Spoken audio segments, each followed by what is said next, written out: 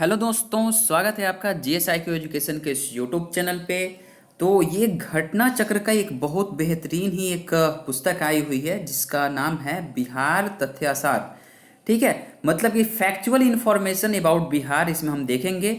और मैंने इस पुस्तक को पढ़ा तो मेरे को लगा कि हम आप लोगों के लिए भी इसको प्रोवाइड करवानी चाहिए। और बहुत ही अच्छी ये पुस्तक इसमें संकलित किया गया है।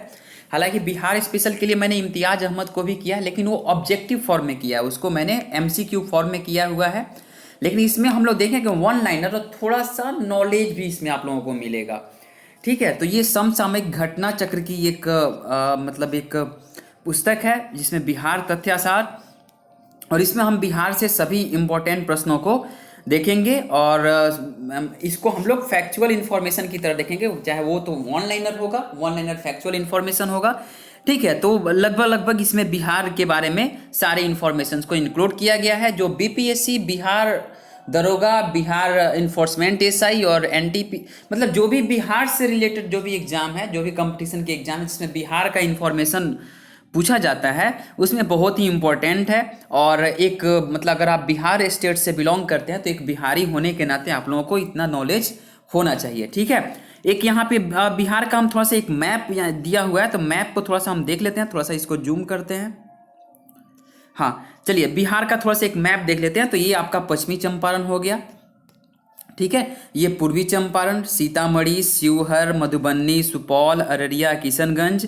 आप लोग ये बिहार का एक देख सकते हैं। आप लोग क्या कीजिए, इसको आप लोग स्क्रीनशॉट ले लीजिए और या फिर आप लोगों के पास बिहार का स्पेशल मैप होगा तो आप लोग उसको क्या कीजिएगा, हमेशा देखते रहिए, क्योंकि ये पता आपका लोकेशन पता होना चाहिए कि कौन सा जिला कहाँ पे है और कौन सा जिला किन स्टेट से होकर के गुजरता है, कौन सी अंतर्राष्ट्रीय जो बाउंड्री लाइन है वो लगती है।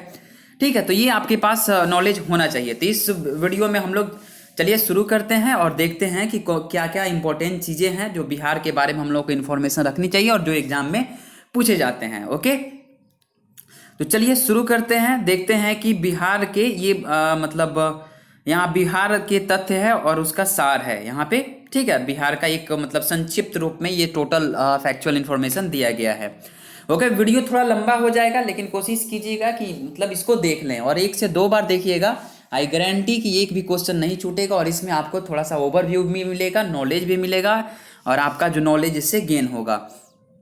तो सबसे पहले देखते हैं बिहार। ठीक है, बिहार। ओके, थोड़ा सा मैं कलर चेंज कर लेता हूं।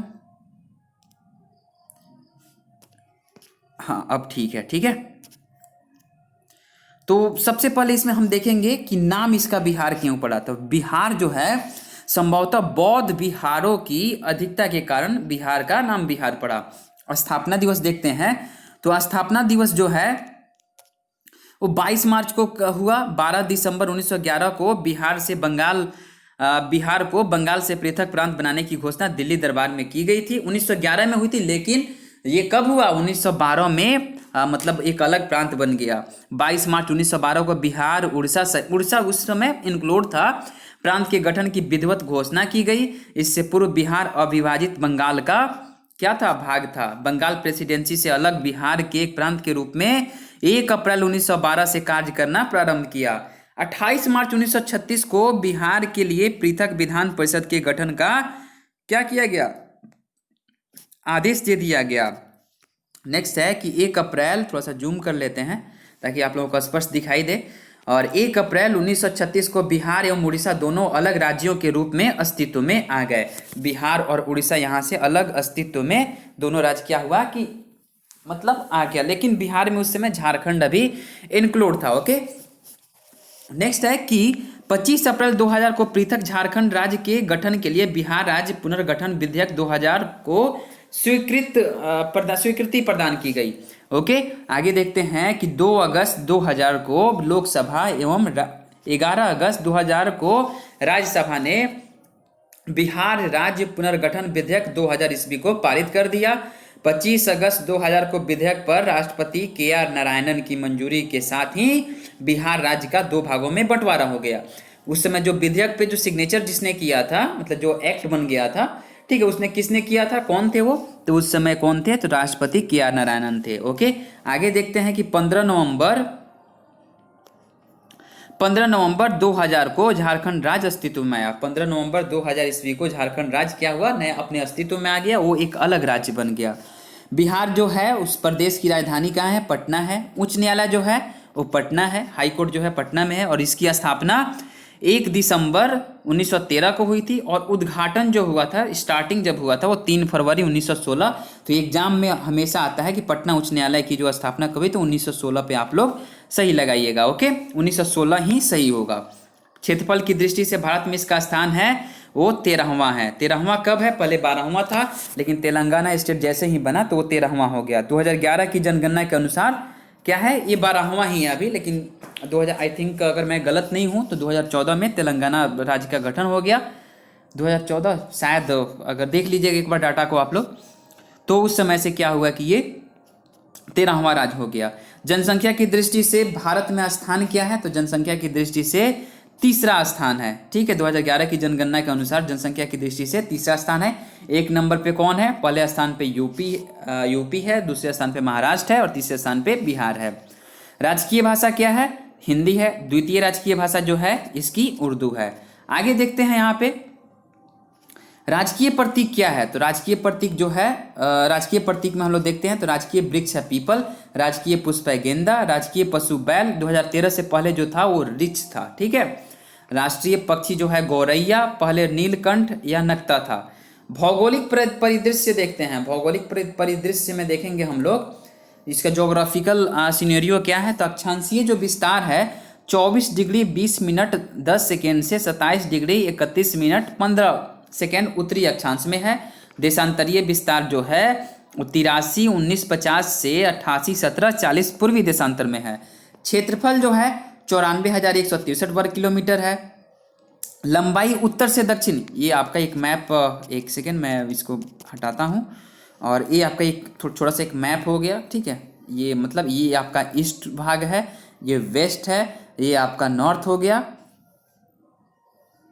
ये आपका नॉर्थ पोजीशन हो गया। ठीक है, ये नॉर्थ पोजीशन, और ये आपका साउथ पोजीशन हो गया। ओके, तो उत्तर से दक्षिण की लंबाई, यानी कि ये जो लंबाई है उत्तर से दक्षिण की लंबाई जो है वो 345 किलोमीटर है। ठीक है, और दक्षिण से जो चौड़ाई जो है पूरब से पश्चिम तक की जो लंबाई है वो 483 वर्ग किलोमीटर है। ठीक है, तो उत्तर से जो दक्षिण है 345 है, और जो पूरब से पश्चिम है 483 है। ओके, नेक्स्ट देखते हैं कि शहरी जो क्षेत्रफल जो है वो शहरी क्षेत्रफल 1095.49 वर्ग किलोमीटर है। ठीक है, और ग्रामीण क्षेत्रफल जो है वो 92,257.51 वर्ग किलोमीटर है। ओके, समुद्र तल से इसकी ऊंचाई 173 फीट है। सामान्य वर्षण जो है वो 1205 मिलीमीटर है, और औसत वर्षा दिवस जो है वो 52.5 दिन एक वर्ष में।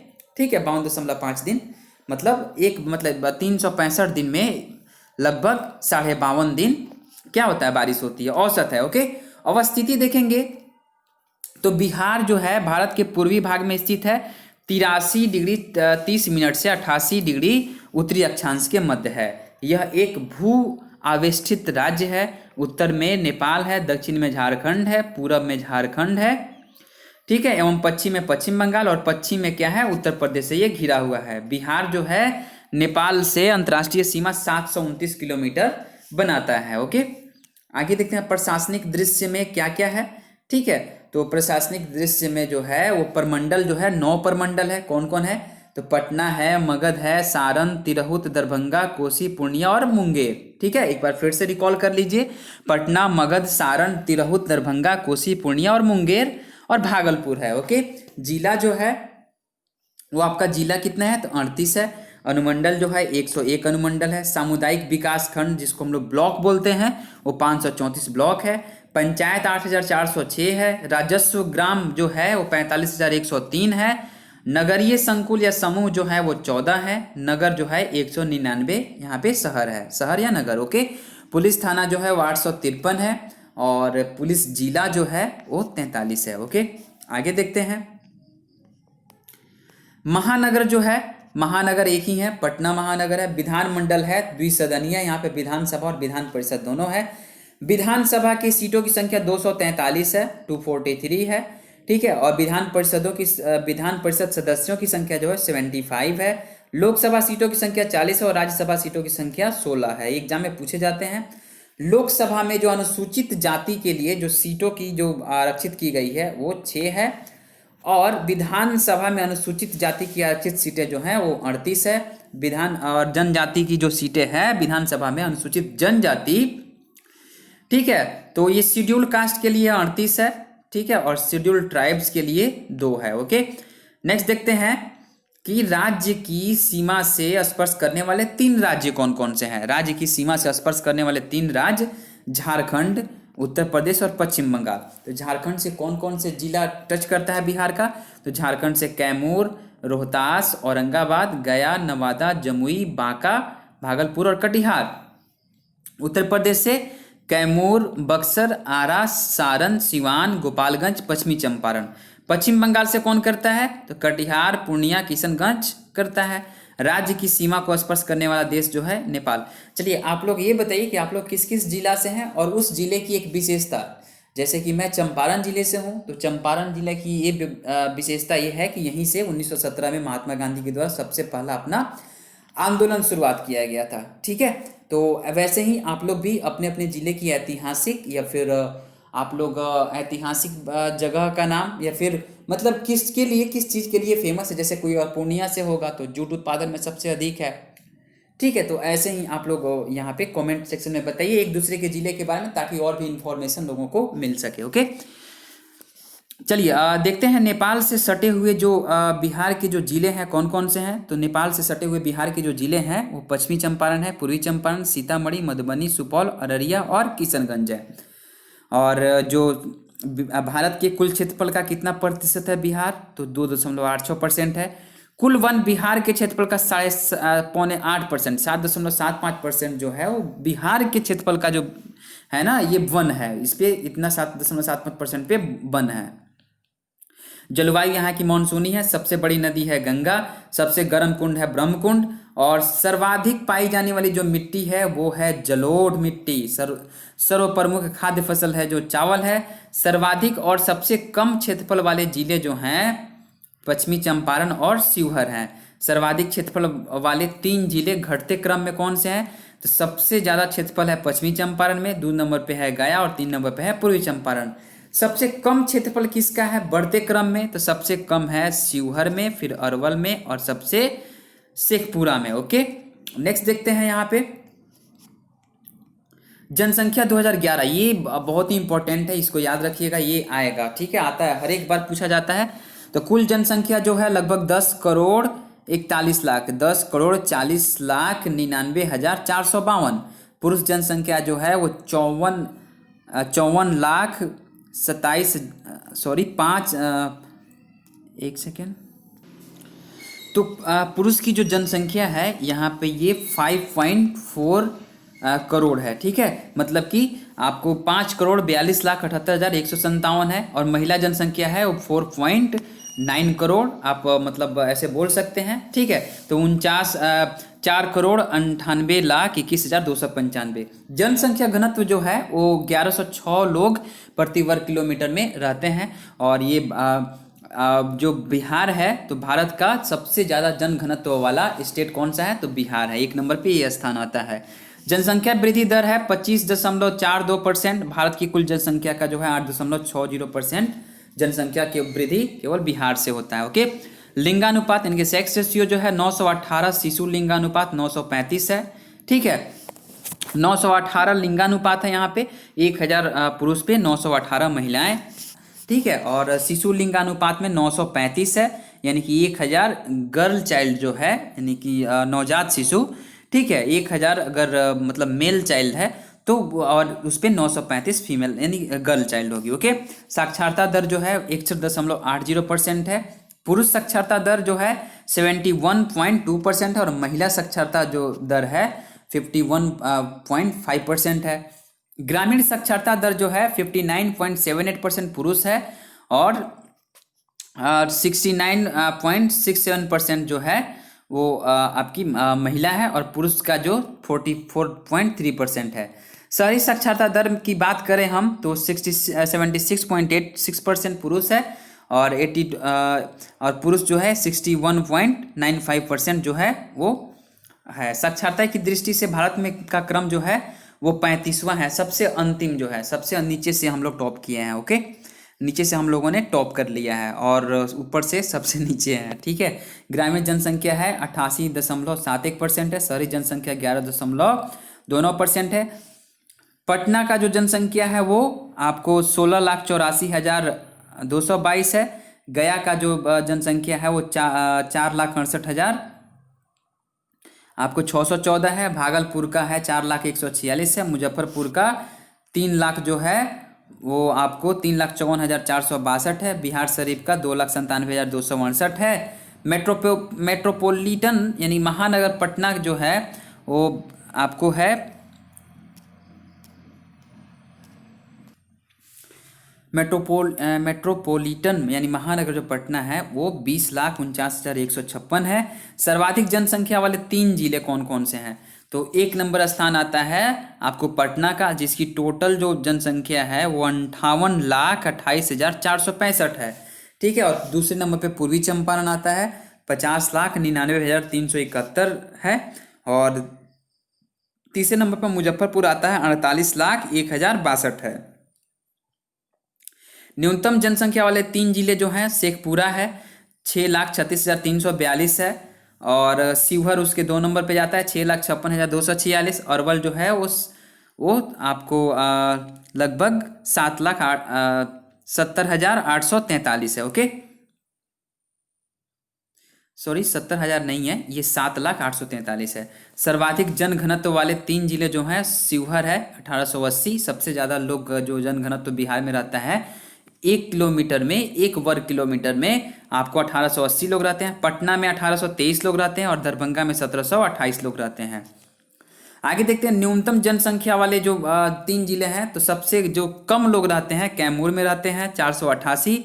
दूसरे नंबर पे है जमुई 568 और बांका है 674।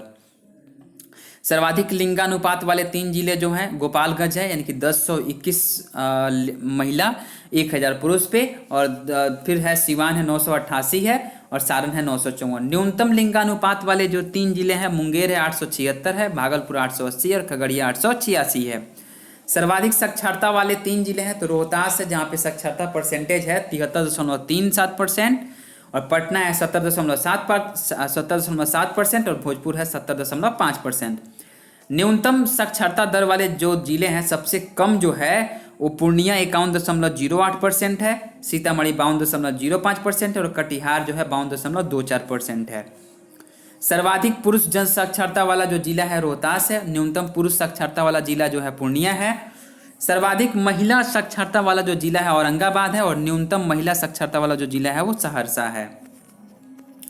अब हम यहाँ पे शुरू कर रहे हैं इतिहास। ठीक है, इतिहास से कौन कौन से प्रश्न हैं, तो इतिहास में हम लोग सबसे पहले देखेंगे प्राचीन इतिहास। ठीक है, प्राचीन इतिहास से महत्वपूर्ण प्रश्नों को देखेंगे। फैक्चुअल इन्फॉर्मेशन 1 लाइनर के रूप में देखेंगे, थोड़ा सा कॉन्सेप्ट भी बिल्ड अप होगा।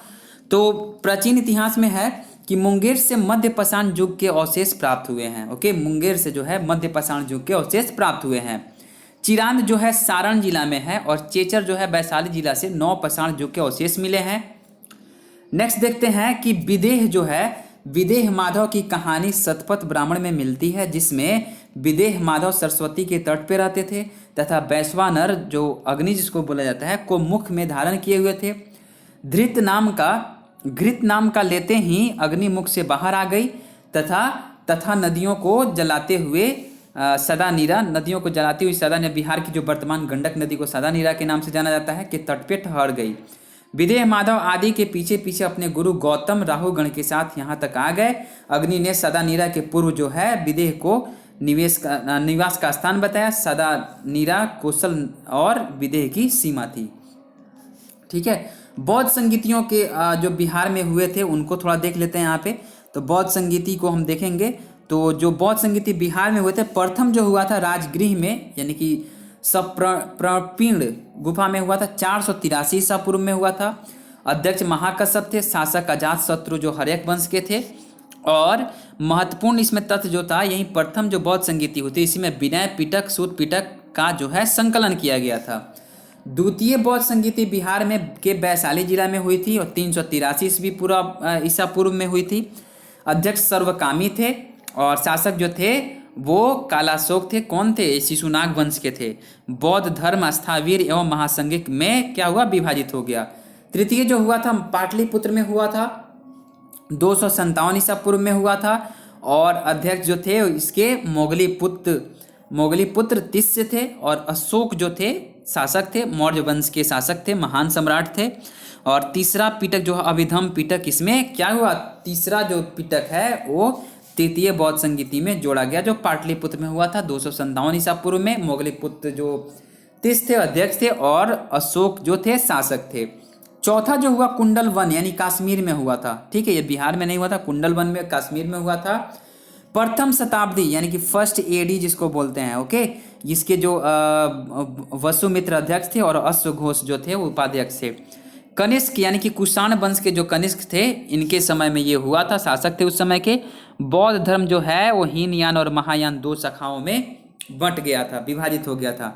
जैन संगीति अब बिहार में कहाँ कहाँ हुआ था? तो प्रथम जो हुआ था पाटलिपुत्र में हुआ था, 300 ईसा पूर्व में हुआ था।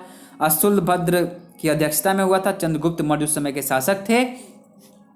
जैन धर्म जो थे दिगंबर एवं श्वेतांबर में विभाजित हो गए और 12 अंगों का संपादन किया गया। द्वितीय जो हुआ था वल्लभी गुजरात में हुआ था, 513 ईसा पूर्व में हुआ था। ये देवाधि देव समाश्रवण थे इस समय, क्षमाश्रवण अध्यक्ष थे और धर्म ग्रंथों का अंतिम संकलन कर लिपिबद्ध किया गया। आगे देखते हैं हम बुद्ध से संबंधित कुछ महत्वपूर्ण प्रश्न। तो कौन कौन से महत्वपूर्ण प्रश्न है इसको देखेंगे। तो जन्म इनका हुआ था 563 ईसा पूर्व में। ठीक है, कहीं कहीं पे 599 भी देता है, लेकिन जो हमारा एनसीईआरटी कहता है वो 563 ईसा पूर्व कहता है, तो कंफ्यूजन नहीं होना है, 563 ही सही होगा। जो एनसीईआरटी मान्य होगा वही सही होगा। कपिल वस्तु के लुम्बिनी में शाक्य कुल में हुआ था। मृत्यु जो है 483 ईसा पूर्व में हुआ था, कुशीनगर में हुआ था। पिता जो थे सुदोधन थे, माता महामाया एवं प्रजापति गौतमी थी, पत्नी यशोधरा थी। बिंबा गोपा भदकक्षना पुत्र जो थे वो राहुल थे, बचपन का नाम सिद्धार्थ। नेक्स्ट है कि 29 वर्ष में गृह त्याग, इन्होंने गृह त्याग को महाभिनिष्क्रमण कहा गया है। और 35 वर्ष की आयु में ज्ञान की प्राप्ति 6 वर्ष की तपस्या के बाद इनको हुई थी। वैशाख पूर्णिमा की रात पीपल वृक्ष के नीचे निरंजना नदी जो पुनपुन तट पे इनको क्या हुआ था? ज्ञान की प्राप्ति हुई थी। तथागत एवं बुद्ध कहलाए थे उसके बाद से। बौद्ध धर्म के संस्थापक बुद्ध थे। बौद्ध धर्म के त्रिरत्न कौन कौन है? तो बुद्ध धम्म और बंध है। बौद्ध धर्म के 4 आर्य सत्य दुख समुदाय, दुख निरोध गामिनी प्रतिपदा। ओके, आगे देखते हैं कि वैदिक साहित्य में कीकट जो था, वैदिक साहित्य में कीकट भात्य प्रदेश आदि का उल्लेख है जो बिहार के लिए संदर्भित था। 6ठी शताब्दी ईसा पूर्व के 16 महाजनपदों में 3 महाजनपदों जैसे मगध, बज्जी और अंग का वर्णन अंगुत्तर निकाय जो बौद्ध साहित्य से संबंधित है एवं भगवती सूत्र जो जैन साहित्य से संबंधित है उसमें मिलता है। अंग जो है जो आधुनिक भागलपुर व मुंगेर जनपद की राजधानी जो थी वो चंपा थी। ओके, बिंबिसार ने इसे मगध में क्या किया था? मिला लिया था। वजी संघ जो है मगध के उत्तर दिशा में 8 गणराज्यों का एक संघ था जिसमें विदेह, वजी और लिच्छवी विशेष प्रसिद्ध थे। वजी संघ में सबसे प्रबल लिच्छवी थे जिसकी राजधानी वैशाली थी जो आधुनिक वैशाली जनपद का वसाड़ गांव था। विदेह अपने दार्शनिक राजाओं के लिए प्रसिद्ध था, इसकी राजधानी जो थी वो मिथिला थी। अष्टांगिक मार्ग जो है, अष्टांगिक मार्ग वो मतलब बौद्ध धर्म से संबंधित हम लोग प्रश्नों को देख रहे हैं यहाँ पे। अष्टांगिक मार्ग में कौन कौन है? तो सम्यक दृष्टि, सम्यक संकल्प और सम्यक वाणी, सम्यक कर्मांत, सम्यक आजीव, सम्यक व्यायाम, सम्यक स्मृति और सम्यक समाधि। ठीक है, ये 8 मार्ग थे बौद्ध धर्म से। और प्रतीत्य समुत्पाद जो थे बुद्ध के उपदेशों का सार है। अब यहाँ पे महावीर से संबंधित प्रश्नों को देखेंगे। तो महावीर का जो जन्म हुआ था वो 599 ईसा पूर्व में हुआ था, वैशाली के निकट कुंड ग्राम में हुआ था और ज्ञात्रिक कुल में हुआ था। ठीक है, ज्ञात्रिक कुल में हुआ था। और देखिए यहाँ पे वहाँ पे मैंने बुद्ध धर्म के बारे में बताया था कि वह 500 मतलब यहाँ पे मैंने आपको बुद्ध धर्म 563 ईस्वी में बताया था, जबकि ये गलत मतलब मैंने वहाँ पे गलत बता दिया था। महावीर धर्म से संबंधित प्रश्नों का क्या हुआ है कि कुछ गलत फैक्ट है जो जो एनसीईआरटी में दिया गया है, ठीक है। तो महावीर का जो जन्म हुआ था वो आपको 599 में ईसा पूर्व में, ठीक है, 599 ईसा पूर्व में वैशाली के निकट कुंडग्राम ज्ञात्रिक कुल में हुआ था, ठीक है। तो इसको एक बार आप लोग देख लीजिएगा। यहाँ पे मृत्यु जो है इनकी, ये मृत्यु हुआ था 527 ईस्वी पावापुरी में हुआ था।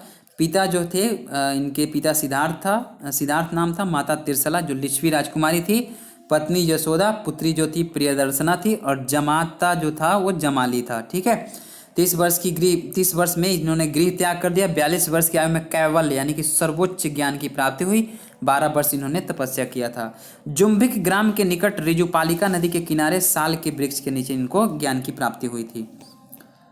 आगे देखते हैं, कैवल्य प्राप्त होने के बाद केवलीन यानी कि जिन, जिसको विजेता के नाम से जाना जाता है, अहर्त मतलब योग्य, निर्ग्रंथ यानी कि बंद रहित, ये कहलाए। क्या क्या कहलाए? तो जिन कहलाए, अरहंत कहलाए, निर्ग्रंथ कहलाए, ठीक है। जैन धर्म के 24वें तीर्थंकर थे। जैन धर्म के त्रिरत्न क्या है? तो सम्यक श्रद्धा, सम्यक ज्ञान और सम्यक आचरण। पंच महाव्रत जो है वो सत्य, अहिंसा, अपरिग्रह, औचर्य और ब्रह्मचर्य। महावीर ने 5वां व्रत ब्रह्मचर्य को दिया था, जबकि शेष 4 व्रत पार्श्वनाथ द्वारा प्रतिपादित थे, ठीक है। स्यादवाद जो अनेकांतवाद या सप्त भंगिनिया को ज्ञान की सापेक्षता का सिद्धांत कहा जाता है। अब यहाँ पे देखें, मगध साम्राज्य का उत्कर्ष, ठीक है, ये इंपॉर्टेंट है और इससे प्रश्न आते हैं। तो इसको देखते हैं कि पुराणों के अनुसार मगध पर शासन करने वाला जो पहला राजवंश कौन था? तो बृहद्रथ वंश था। जरासंध वंश का था, जिसका विवरण महाभारत में भी मिलता है। नेक्स्ट है कि अन्य साहित्यिक स्रोतों के अनुसार मगध का पहला राजवंश हर्यक वंश था, जिसकी स्थापना बिंबिसार ने 544 से 492 ईसा पूर्व में ने की थी। बिंबिसार ने कौशल की राजकुमारी कौशला देवी, जो प्रसेनजीत की बहन थी, उससे विवाह कर काशी को दहेज में प्राप्त किया था। इसके अलावा उसने वैशाली की जो राजकुमारी चिल्लना थी से भी विवाह किया। बिंबिसार ने अंग नरेश ब्रह्मदत्त को विजित कर अंग को मगध में मिला लिया। उसका अवंती के शासक चंद्र प्रद्योत के साथ युद्ध हुआ था। कालांतर में प्रद्योत के इलाज के लिए उसने अपने जो वैद्य थे जीवक को भेजा था। बिंबिसार जो था वो महात्मा बुद्ध का अनुयायी था, उसका फॉलो करता था उनको। आगे है कि बौद्ध ग्रंथों के अनुसार उनके पुत्र अजातशत्रु ने उसकी हत्या कर मगध का ये क्या किया कि मगध का शासक बना 492 से 460 ईस्वी तक, ओके। अजातशत्रु द्वारा बिंबिसार की हत्या से क्रोधित काशी नरेश प्रसेनजीत ने मगध से काशी वापस ले लिया। कालांतर में दोनों में युद्ध और संधि हो जाती है, ठीक है। अजातशत्रु का काशी की राजकुमारी वाजिरा से विवाह होता है, वह काशी पुनः प्राप्त हो जाती है। अजातशत्रु ने वजी संघ पर आक्रमण कर लिच्छवी को मगध साम्राज्य में मिला लिया। अजातशत्रु ने अपने मंत्री बस्कार को महात्मा बुद्ध के पास गणराज्यों को विजित करने के उपाय जानने के लिए भेजा था। उसके शासन काल में महात्मा बुद्ध की मृत्यु 486 पूर्व में हो जाती है। महात्मा बुद्ध की मृत्यु यहाँ 483 में होती है, ठीक है। 86 गलती से यहाँ प्रिंट हो गया है।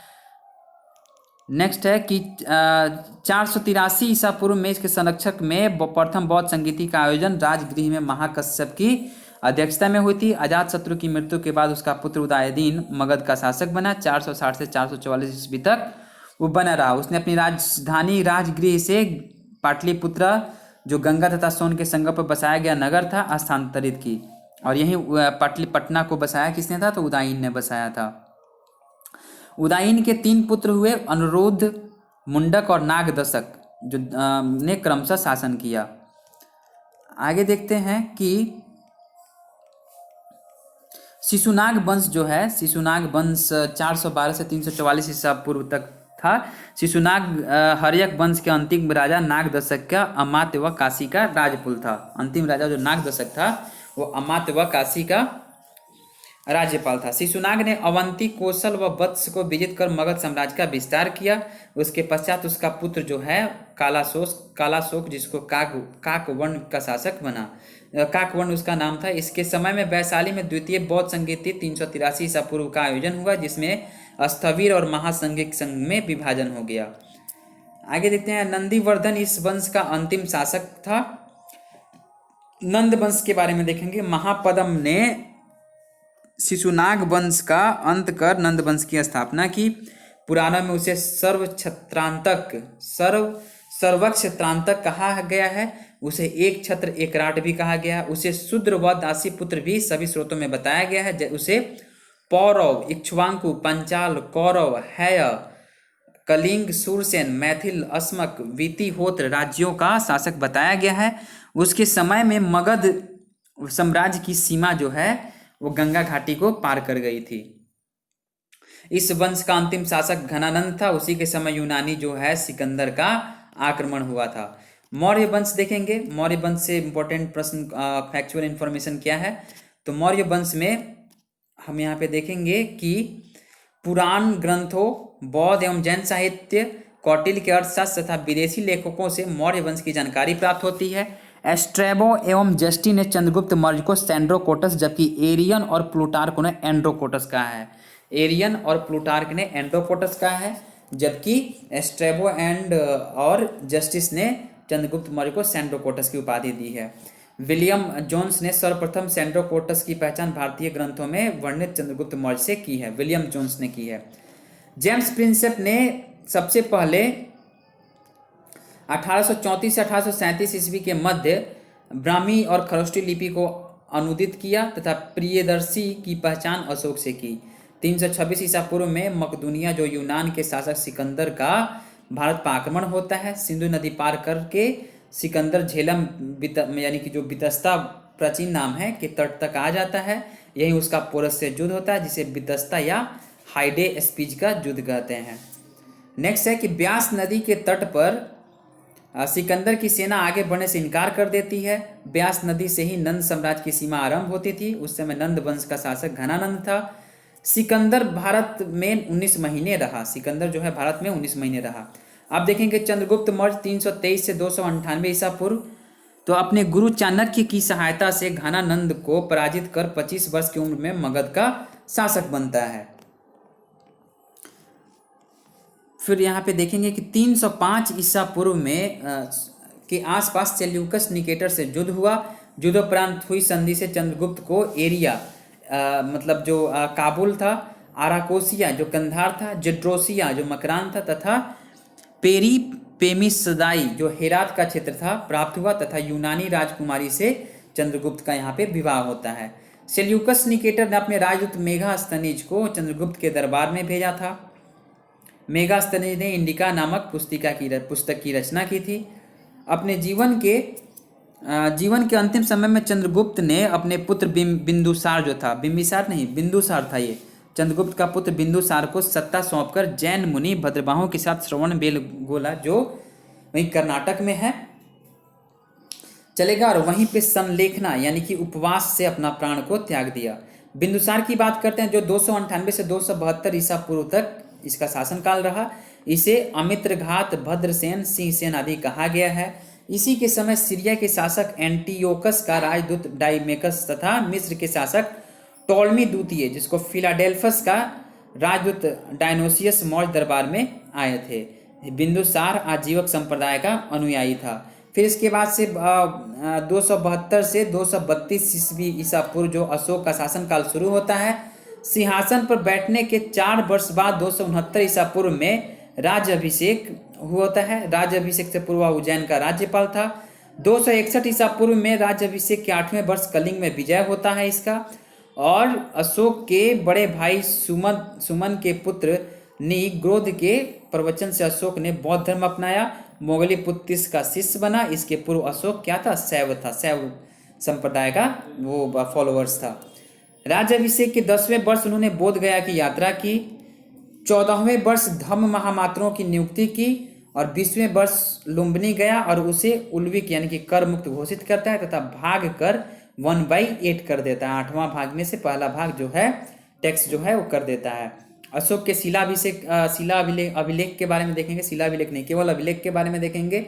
तो अशोक के अभिलेखों में शहनाजगढ़ी एवं मानसेरा जो पाकिस्तान में वर्तमान पाकिस्तान में है कि अभिलेख खरोष्टी लिपि में उत्कीर्ण है तक्षशिला एवं लघमान जो है काबुल के समीप अफगानिस्तान अभिलेख अरमाइक एवं ग्रीक में उत्कीर्ण है।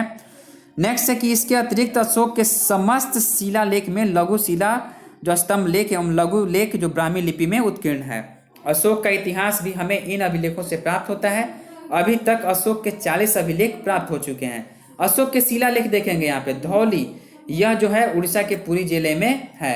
आगे देखते हैं यहाँ पे, तो आगे है शहबाजगढ़ी, यह पाकिस्तान जो है पेशावर में है। मानसेरा यह पाकिस्तान के हजारा जिले में है। कालपी यह वर्तमान जो है उत्तरांचल देहरादून में है। जौनगढ़ यह उड़ीसा के जौगढ़ में है। जौनगढ़ नहीं है, जौगढ़ है। सोपारा जो यह महाराष्ट्र के थाने जिले में है। एरागुड़ी जो है यह आंध्र प्रदेश के कुर्नूल जिले में है। गिरनार यह काठियावाड़ के जूनागढ़ के पास है। ओके, नेक्स्ट अशोक के यहाँ पे देखेंगे अशोक के जो लघु शिलालेख कौन कौन है। तो रूपनाथ जो है यह मध्य प्रदेश के जबलपुर जिले में है। गुर्जरा जो है यह मध्य प्रदेश के दतिया जिले में है। भाबरू जो यह राजस्थान के जयपुर जिले में है।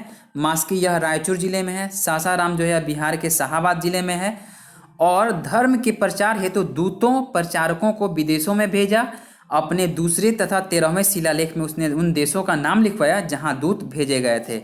ठीक है, आगे देखते हैं कि दक्षिण सीमा पर स्थित जो राज्य है, जो चोल, पांडे और सत्ययुक्त केरल पुत्र एवं ताम्रपर्णी बताए गए हैं। अशोक के लघु स्तंभ लेख कौन कौन से हैं। तो सम्राट अशोक की राजकीय घोषणाएं जिन स्तंभों पर उत्कीर्ण है उन्हें लघु स्तंभ लेख कहा जाता है। महत्वपूर्ण अभिलेख निम्न स्थानों पर स्थित है। जैसे सांची का जो स्तंभ लेख है वो मध्य प्रदेश के रायसेन जिले में है। सारनाथ उत्तर प्रदेश के वाराणसी में है।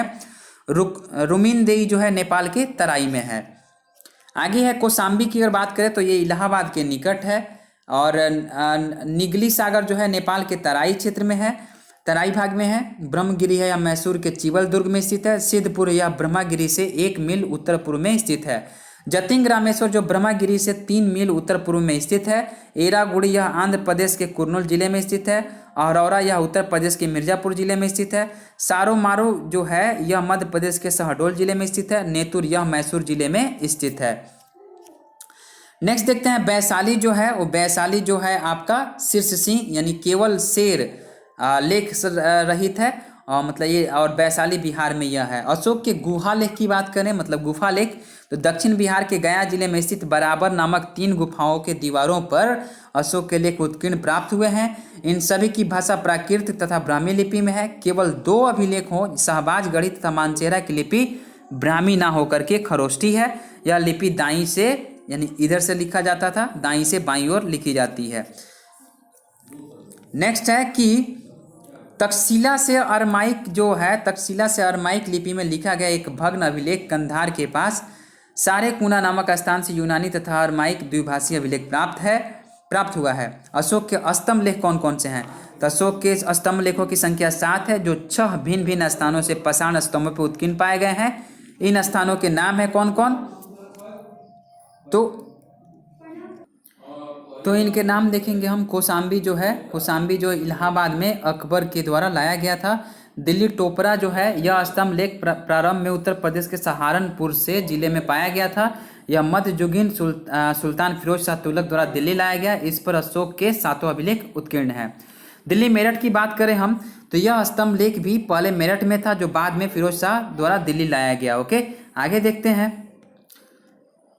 जो लौरियाँ हैं, लौरियाँ अरेराज, ठीक है, लौरियाँ अरेराज जो है वो तथा लौरिया नंदनगढ़ है, यह स्तंभ लेख बिहार राज्य के चंपारण जिले में है। सैन्य व्यवस्था जो थी अशोक की, वो सैन्य व्यवस्था 6 समितियों में विभक्त सैन्य विभागों द्वारा निर्दिष्ट थी। प्रत्येक समिति में 5 सैन्य विशेषज्ञ होते थे। पैदल सेना, अश्व सेना, गज सेना, रथ सेना तथा नौसेना की व्यवस्था थी। सैनिक प्रबंध का सर्वोच्च अधिकारी जो होता था वो आनंदपाल कहलाता था। यह जो सीमांत क्षेत्रों का भी व्यवस्थापक होता था। मेगास्थनीज के अनुसार चंद्रगुप्त मौर्य की सेना 6 लाख पैदल, 50,000 अश्वारोही, 9,000 हाथी तथा 8 सौर रथों में सुसज्जित अजेय सैनिक थे। प्रांतीय प्रशासन की बात करें हम तो प्रांतीय प्रशासन जो था, चंद्रगुप्त मौर्य ने शासन संचालन को सुचारू रूप से चलाने के लिए 4 प्रांतों में विभाजित कर दिया था, जिन्हें चक्र कहा जाता था। इन प्रांतों का शासन जो है सम्राट के प्रतिनिधि द्वारा संचालित होता था। सम्राट अशोक काल के में प्रांतों की संख्या 5 हो गई थी। ये प्रांत कौन कौन से थे। तो प्रांत जो थे वो थे आपको ये एक तरफ प्रांत है, दूसरी तरफ राजधानी है। तो प्राची यानी कि मध्य प्रदेश जो था वो पाटलिपुत्र उसकी राजधानी थी, उत्तरापथ तक्षशिला था, दक्षिणापथ सुवर्णगिरी, अवंती राष्ट्र की उज्जैनी थी और कलिंग का तोसली था। प्रांतों यानी कि चक्रों का प्रशासन कुमारामात्य या कुमार या आर्यपुत्र नामक पदाधिकारियों द्वारा होता था। और प्रांत जिलों में विभक्त थे जिन्हें आहार या विषय कहा जाता था, जिनका प्रशासक जो है विषयपति कहलाता था। जिले के प्रशासनिक जो अधिकारी स्थानिक था, गोप 10 गांव की व्यवस्था करता था। आगे देखते हैं तो नगर प्रशासन कैसा था। तो नगर प्रशासन जो अशोक के काल में जो था उसके बारे में देखते हैं यहाँ पे। तो मेगास्थनीज के अनुसार नगरीय प्रशासन 30 सदस्यों के मंडल द्वारा चलाया जाता था। यह मंडल 6 समिति में विभाजित था। प्रथम समिति उद्योग शिल्पों का निरीक्षण करती थी, द्वितीय समिति में विदेशियों की देखरेख करती थी, तृतीय समिति जनगणना करती थी और चतुर्थ समिति जो था वो व्यापार वाणिज्य की व्यवस्था से था। पंचम समिति विक्रय की व्यवस्था तथा निरीक्षण करता था। षष्ठम समिति जो था बिक्री कर व्यवस्था से संबंधित था। और नगर पुलिस व्यवस्था थी जिसे रक्षित कहा जाता था। और यूनानी स्रोतों में वर्णित अधिकारी जैसे एग्रोनोमोई, जिसको जिलाधिकारी जो अभी डीएम का पोस्ट होता है वो था। एंटीनोमोई यानी कि नगर आयुक्त यानी कि सिटी कमिश्नर। ओके, नेक्स्ट देखते हैं कि अशोक के परवर्ती मौर्य सम्राट कौन हुए, अशोक के बाद में कौन कौन से हुए। ठीक है, परवर्ती मगध साम्राज्य के महान मौर्य सम्राट अशोक की मृत्यु 232 ईसा पूर्व में लगभग हुई थी। अशोक के उपरांत अगले 5 दशक तक उनके निर्बल उत्तराधिकारी शासन को संचालित करते रहे। अशोक के उत्तराधिकारी कौन कौन थे। तो अशोक की मृत्यु के बाद मौर्य साम्राज्य पश्चिमी और पूर्वी 2 भागों में क्या हुआ था कि बंट गया था। पश्चिमी भाग पर कुणाल शासन करता था, ठीक है, और जबकि पूर्वी भाग पर संप्रति का शासन था। लेकिन 180 ईसा पूर्व तक पश्चिमी भाग पर बैक्ट्रिया तथा यूनानियों का पूर्ण अधिकार हो गया था। पूर्वी भाग पर दशरथ का राज्य था। अंतिम मौर्य सम्राट जो बृहद्रथ की हत्या उसके सेनापति पुष्यमित्र ने कर दी, इससे मौर्य साम्राज्य का क्या होता है कि समाप्त हो जाता है।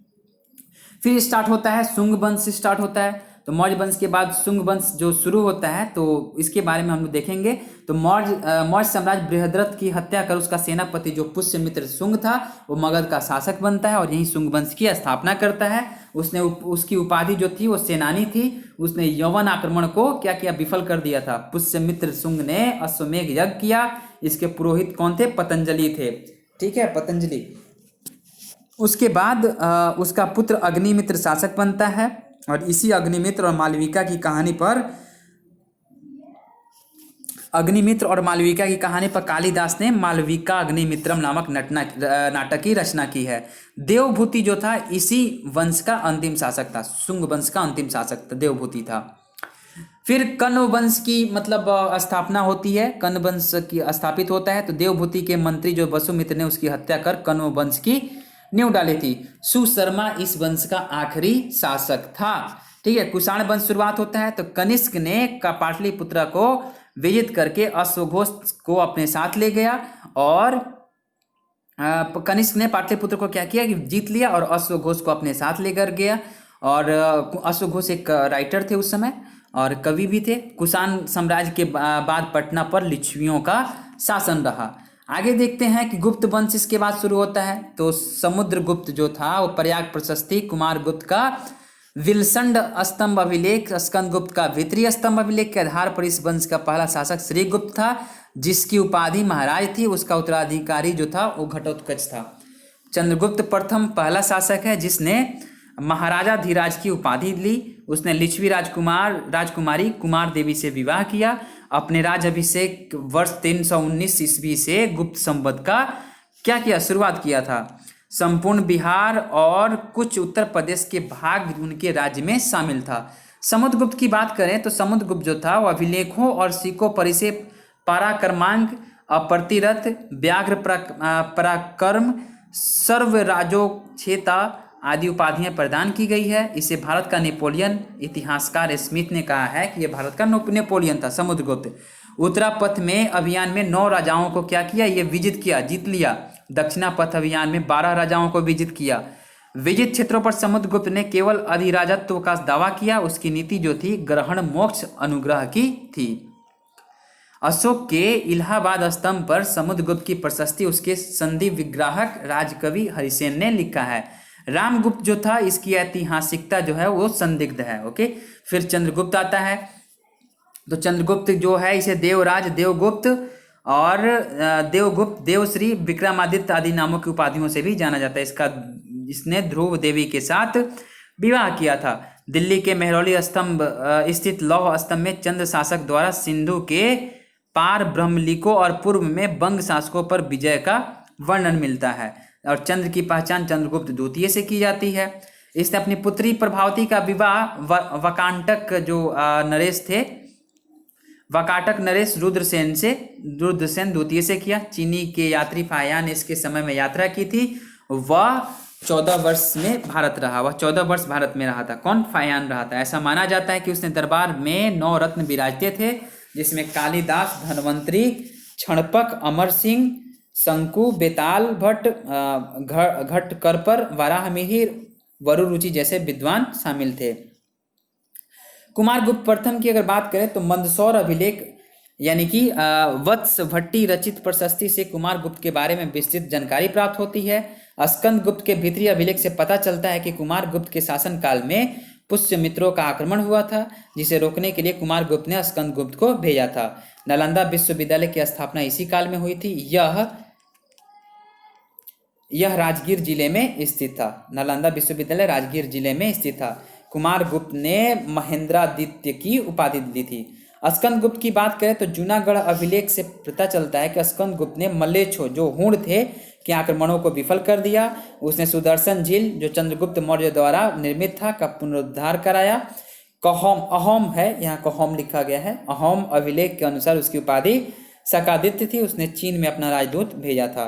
गुप्त काल के उत्तरार्ध देखते हैं तो चीनी यात्री सुंग यून ने 515 से 520 ईस्वी में भारत की यात्रा की थी।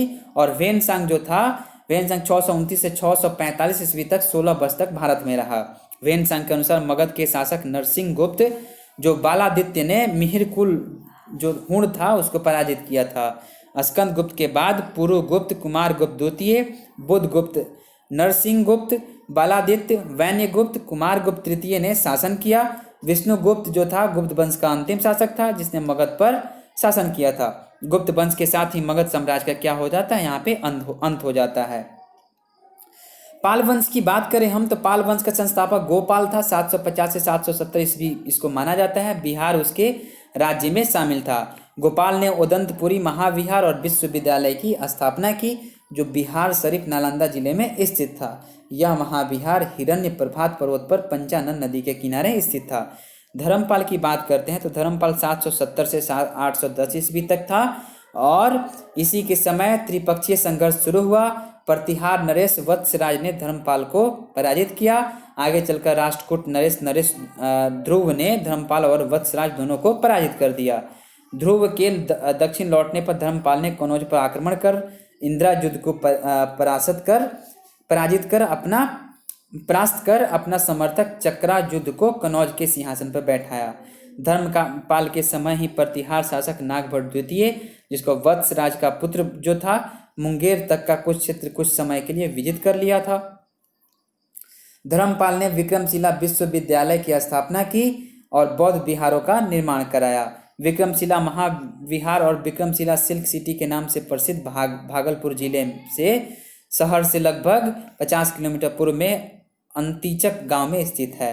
सोमपुरा महाविहार जो बांग्लादेश के नौगांव जिले के पहाड़पुर गांव में का निर्माण भी धर्मपाल ने करवाया था। वर्तमान में यह यूनेस्को की विश्व विरासत सूची में शामिल है। नेक्स्ट देखते हैं कि धर्मपाल को अभिलेख में परम सौगात कहा गया है। गुजराती कवि सोड्डल ने इसे उत्तरापद स्वामी कहा है। देवपाल की बात करें तो इसने मुंगेर को अपनी राजधानी बनाया। जावा सुमात्रा जो इंडोनेशिया के शैलेंद्र वंशी शासक बालपुत्र देव को नालंदा में विहार बनवाने हेतु 5 गांव प्रदान किया गया। महिपाल प्रथम की अगर बात करें तो इसने पाल वंश की पुनर्स्थापना का श्रेय दिया जाता है। इसी के समय राजेंद्र चोल ने क्या किया था? आक्रमण किया था। नेक्स्ट देखते हैं कि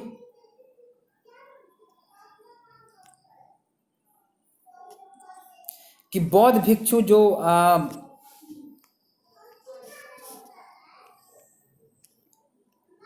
बौद्ध भिक्षु अतीश दीपंकर के नेतृत्व में तिब्बत में दूत मंडल भेजा और रामपाल जो थे, रामपाल इस वंश के अंतिम शासक माना जाता है। इस समय कैवर्त विद्रोह हुआ था।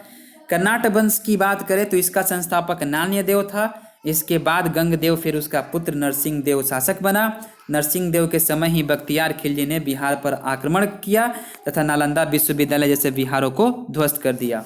अब मध्यकालीन बिहार का इतिहास यहाँ पे देखते हैं हम। ठीक है, मध्यकालीन बिहार का इतिहास। बख्तियार खिलजी ने 1197 से 1206 के मध्य बिहार पर आक्रमण कर विजित कर लिया। यह कुतुबुद्दीन ऐबक का सैन्य कमांडर था। 1206 में उसकी मृत्यु हो गई। 1225 में इल्तुतमिश ने बिहार पर आक्रमण किया था। बिहार पर तुर्कों का वर्चस्व 1324 में गयासुद्दीन तुगलक के आक्रमण के बाद कायम हुआ। बिहार के तिरहुत क्षेत्र को मोहम्मद बिन तुगलक के काल में विलय किया गया। इसका नाम तुगलकपुर कर दिया गया। नेक्स्ट देखते हैं कि 1398 से 99 ईस्वी में तैमूर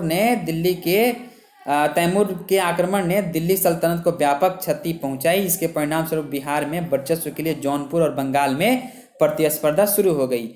1495 से 96 के आसपास सिकंदर लोदी ने दरिया खां नुहानी को बिहार का राज्यपाल नियुक्त किया। 1526 में बाबर ने पानीपत के युद्ध में इब्राहिम लोदी को परास्त कर दिया। इसके बाद दरिया खां के पुत्र बहार खान ने बिहार में स्वतंत्र रियासत की घोषणा कर दी। शेर शाह जन्म हुआ था इसका 1572 में शेर शाह का जन्म हुआ था। बचपन का नाम फरीद था। पिता हसन खां थे, सासाराम के जो जागीरदार थे, और शिक्षा जो इसने जौनपुर से प्राप्त किया था। बहार खां लोहानी ने फरीद खां को शेर खां की उपाधि दी थी। मोहम्मद शाह बहार खां लोहानी का नाम था कि मृत्यु के पश्चात उसकी विधवा बीबी जो थी दुदू बेगम से शेर खान ने विवाह कर लिया। ओके, और 1529 में महमूद लोदी की तरफ से घाघरा युद्ध में भाग लिया था। 1529 में बंगाल के नुसरत शाह को पराजित कर हजरत आला की उपाधि ली थी। 1530 में लॉर्ड मलिका चुनार के फौजदार ताज खां की विधवा से ये विवाह किया था। मतलब विधवा पुनर्विवाह में सबसे ज़्यादा योगदान इसी का माना जाएगा। ठीक है, बहार खां लोहानी की भी विधवा से इसने शादी किया, और चुनाव के फौजदार जो ताज खां की विधवा थी इससे भी किया 1530 ईस्वी में लॉर्ड मलिका।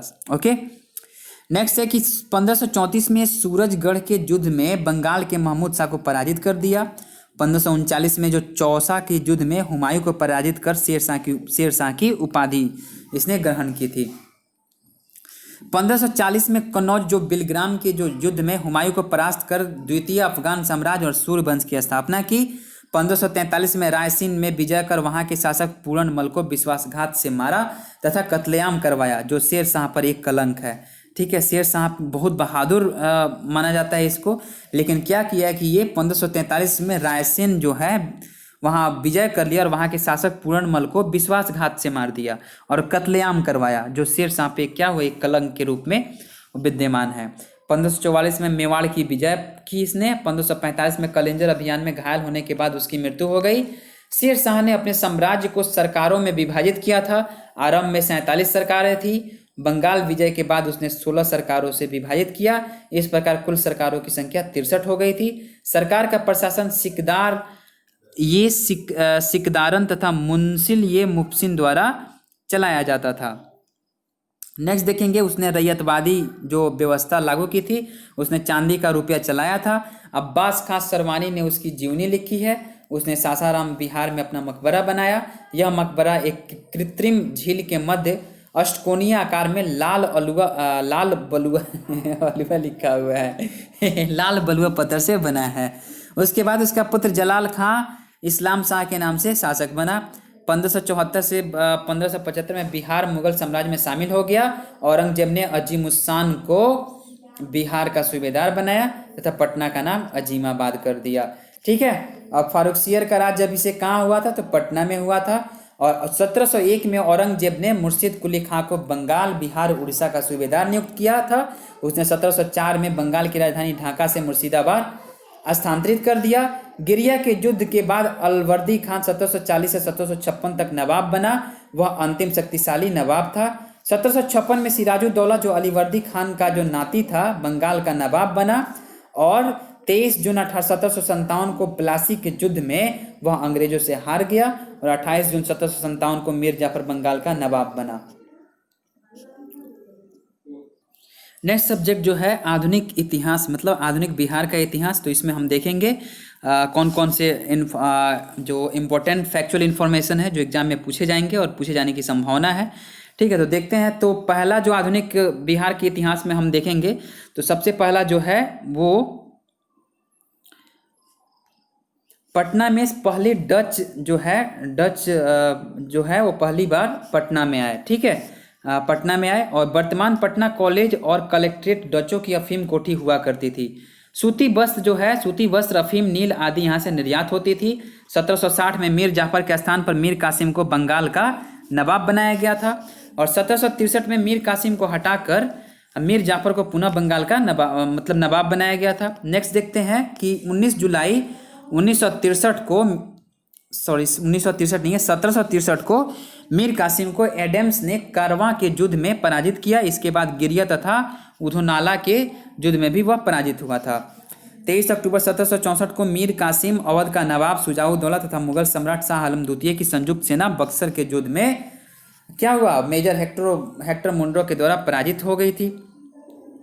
12 अगस्त 1765 को इलाहाबाद की संधि के तहत 26 लाख रुपए जो है वो 26 लाख रुपए वार्षिक भुगतान के बदले East India Company Bengal, Bihar और उड़ीसा की शासक बन गई थी। प्रमुख विद्रोह कौन कौन से हुए, तो क्लाइव के काल में मुंगेर और इलाहाबाद के सैनिकों ने विद्रोह किया था, जिसे श्वेत विद्रोह कहा जाता है। 1760 से 61 में नील विद्रोह हुआ था। बहावी आंदोलन, इसके प्रवर्तक अब्दुल बहाव थे। भारत में इसे सैयद अहमद बरेलवी ने लोकप्रिय बनाया और इस आंदोलन का महत्वपूर्ण केंद्र पटना था। फराजी आंदोलन जो था वो हाजी शरीयतुल्लाह इसके मुख्य नेता थे। पटना इसका मुख्य केंद्र था। नोनिया विद्रोह जो था वो सोरा उत्पादकों से जुड़ा है। लोटा विद्रोह जेल के कैदियों का विद्रोह था।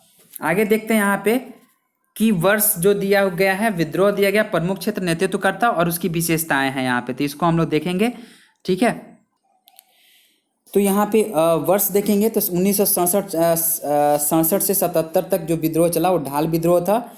ठीक है, प्रमुख क्षेत्र जो था वो सिंहभूम था और नेतृत्वकर्ता जो थे वो राजा जगन्नाथ ढाल थे, रघुनाथ महतो, श्याम गंजम, मंगल सिंह, दुर्जन सिंह, जगन्नाथ पातर आदि थे। 1771 से 71 के बीच चेरो विद्रोह हुआ था, जो पलामू इसका प्रमुख क्षेत्र था। चित्रजीत राय और जयनाथ सिंह थे। पलामू की राजगद्दी पर कब्जा करने के लिए गोपाल राय पलामू का राजा घोषित चेरो विद्रोह की पूरा एक घटना थी। अगर हम बात करें कि 1771 में भोक्ता विद्रोह की, तो पलामू इसका क्षेत्र था। जयनाथ सिंह जो थे वो नेतृत्व करता थे। 1772 से 73 की बात करें घटवाल विद्रोह की, तो हजारीबाग इसका क्षेत्र, मुकुंद सिंह इसके नेतृत्व करता थे। 1772 से 82 बात करें तो पहाड़िया विद्रोह हुआ था, संथाल परगना में हुआ था। जगन्नाथ देव और रानी सर्वेश्वरी इसके नेतृत्व करता थी। नेक्स्ट देखते हैं कि 1782 से 1781 तमाड़ विद्रोह हुआ था। ये तमाड़ एक जगह है जो प्रमुख क्षेत्र जगह वहाँ पे हुआ था। विष्णु मानिकी जो 1789 में नेतृत्व की, दुखन मुंडा 1807 में और विश्वनाथ सिंह 1796 में किए। 1784 से 85 तिलका विद्रोह हुआ था, राजमहल क्षेत्र था ये, और तिलका माझी ने विद्रोह किया था। इसे आदिवासी विद्रोह के भी कहा जाता है। नेक्स्ट देखते हैं कि 1800 से लेकर के 1819 चेरो आंदोलन हुआ था, पलामू क्षेत्र था। भूषण सिंह या भूकन सिंह इसके नेतृत्व करता थे। 1819 में ईस्ट इंडिया कंपनी ने पलामू को अपने प्रत्यक्ष शासन के अंतर्गत लाया था, इसीलिए हुआ था। 1820 से 21 को हो विद्रोह हुआ था, कोल्हान इसका क्षेत्र था और पोर्टो सरदार इसके नेतृत्व करता थे। 1831 से 32 कोल विद्रोह हुआ था, छोटा नागपुर, खास और पलामू और सिंहभूम इसका जो क्षेत्र था, और इसके जो विद्रोह करता थे वो सिंगराई मानकी और सुरगा थे। मुंडा थे और सुरगा मुंडा, बुद्ध भगत और बिंद्राई मानकी थे। 1832 से 33 भूमिज विद्रोह हुआ था, बड़ा भूम या जिसको वीर भूम के नाम से जाना जाता है उसका क्षेत्र था। गंगा नारायण नेतृत्व करता थे। अंग्रेजों ने इसे गंगा नारायण का हंगामा कहा था। ठीक है, 1855 से 56 संथाल विद्रोह हुआ था और ये संथाल परगना में हुआ था। इसके जो नेतृत्व करता सिद्धू, कान्हू, चांद और भैरव थे। इस संथाल हुल भी कहा जाता है। हुल का शाब्दिक अर्थ है विद्रोह या बगावत। 1858 से 95 तक सरदारी लड़ाई चली थी। छोटा नागपुर इसका जगह था और कोल सरदार इसके जो नेतृत्व करता थे। इसे मुल्की यानी कि मातृभूमि या मिल्की जमीन, मिल्की यानी कि जमीन की लड़ाई भी कहा जाता है। यह विद्रोह कोलों के जमीन के दूसरों लोगों द्वारा हथिया लिए जाने का परिणाम था। आगे देखते हैं, अगर बात करें 1874 की हम, तो 1874 में जो हुआ था खरवार विद्रोह हुआ था। संथाल परगना क्षेत्र था, भागीरथ माझी इसके नेतृत्व करता थे। मूल चरित्र जनजातीय जो सुधारवादी था। खरपतवार संथाल की एक उपजाति है जो प्राचीन मूल्यों की पुनर्स्थापना करना चाहती थी। आरंभ में केशवरवाद एवं सामाजिक सुधार की शिक्षा देता था। केवल सूर्य एवं दुर्गा की पूजा करने एवं अन्य सभी का परित्याग करने पर जोर, मद्य निषेध, नाच गान पर प्रतिबंध आदि इसका जो मतलब मुख्य विशेषता थी। सफाहोर आंदोलन, इसका जो डेट एग्जैक्ट नहीं दिया गया है, लाल हेम्ब्रम यानी कि लाल बाबा ने इसका नेतृत्व किया था। यह जो आंदोलन था वो खरवार आंदोलन की एक उपधारा थी। चारित्रिक शुद्धता पर बल दिया गया था। 1899 से 1900 मुंडा विद्रोह हुआ था, दक्षिणी रांची में हुआ था। बिरसा मुंडा ने इसका नेतृत्व किया था। ठीक है, और नेक्स्ट देखते हैं 1914 से 1914 में हुआ था ताना भगत आंदोलन हुआ था। जतरा भगत एवं सिद्धू भगत एवं अन्य लोग इसमें शामिल थे। 1931 में हरि बाबा आंदोलन हुआ था। सिंह भूमि इसका क्षेत्र था और दुक्का हो यानी कि हरि बाबा इसके नेतृत्व करता थे।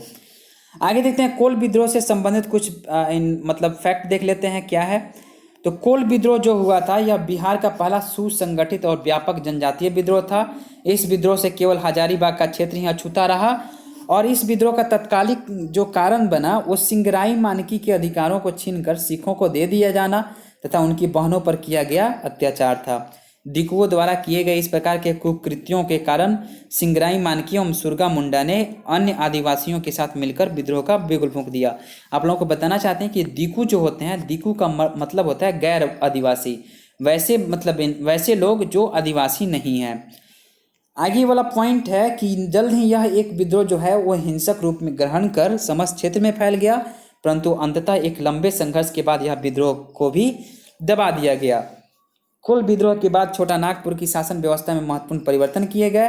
अब इस क्षेत्र पर शासन के लिए भारत चार्टर अधिनियम 1833 के तहत रेगुलेशन जो 13वां का प्रावधान 13 का प्रावधान लागू किया गया। इस कानून के अंतर्गत छोटा नागपुर, खास पलामू, खड़कडीहा, रामगढ़ और कोरुंडा को भूतपूर्व रामगढ़ जिला से अलग कर इन्हें जंगल महाल व ट्रिब्यूटरी महाल के नॉन रेगुलेशन प्रांत के रूप में संगठित कर दक्षिण पश्चिमी सीमांत एजेंसी का नाम दिया गया। नेक्स्ट है कि इस प्रशासनिक क्षेत्र पर शासन की जिम्मेवारी गवर्नर जनरल के प्रतिनिधि को सौंपी गई एवं इस पद पर प्रतिनियुक्त प्रथम प्रतिनिधि कैप्टन थॉमस विल्किंसन से, और ये वही विल्किंसन थे जिन्होंने कोल विद्रोह के दमन में अग्रणी भूमिका निभाई थी एवं आगे जनसाधारण में जो किशुन साहब के नाम से प्रसिद्ध हुए थे। नेक्स्ट देखते हैं कि आगे विल्किंसन ने ही विल्किंसन रूल बनाया जिसे कोल्हान क्षेत्र में 1837 में लागू किया गया था। फिर यहाँ पे टॉपिक देखेंगे संथाल विद्रोह। ठीक है, तो संथाल विद्रोह आपके बीपीएससी मेंस में भी पूछा जाता है, तो इसको देखेंगे और जेपीएससी के भी मेंस में पूछे जाने की संभावना पूछे जाते हैं। ठीक है, क्योंकि ये रांची से ही संबंधित है। तो इस विद्रोह का मुख्य कारण क्या था? तो इस विद्रोह जमींदारों द्वारा लगान की अत्यधिक वसूली था, महाजनों द्वारा संथालों का शोषण था, पुलिस व न्यायालय का पक्षपातपूर्ण जो है व्यवहार था तथा सरकार द्वारा भागलपुर से बर्धमान जो के बीच में रेल बिछाने के कार्य में संथालों से बेगारी करवाना, यानी कि मजदूरी करवा करके मजदूरी नहीं देना। इस विद्रोह का मुख्य उद्देश्य कौन सा था? तो दिकुओं को भगाना यानी गैर आदिवासियों को भगाना, विदेशी शासन को अंत करना तथा आबुआ राज अर्थात अपना शासन स्थापित करना। विद्रोह का आरंभ जो हुआ था 30 जून 1855 को भगनीडीह में संथाल प्रतिनिधि एकत्रित होकर विद्रोह का निर्णय लिया। इस बैठक में सिद्धू को राजा, कानू को मंत्री और चांद को प्रशासक तथा भैरव को सेनापति चुना गया था। संथाल विद्रोह में महिलाओं ने भी हिस्सा लिया था, जिसका उदाहरण सिद्धू कान्हू की बहनों फूलों और झानों ने के रूप में मिलता है। इस विद्रोह का प्रसार भागलपुर से बर्धमान तक हो गया था। 12 हाइट विद्रोहियों का मुख्य केंद्र था। दामिनी कोह में सिद्धू, कान्हू, चांद, भैरव ने हजारीबाग में अर्जुन माझी, भैरव माझी ने तथा वीरभूम में गोरा माझी ने विद्रोह का नेतृत्व प्रदान किया था। आगे है कि विद्रोहियों ने महाजनों, दीकुओं एवं सरकारी भवनों को निशाना बनाया।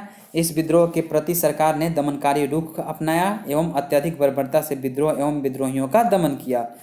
सर्वप्रथम मेजर बारो के को विद्रोह का दमन हेतु भेजा गया, जिन्हें पीरपैंती के मैदान में संथालों ने पराजित किया था और इनको वहीं पे इनकी हत्या भी कर दी थी।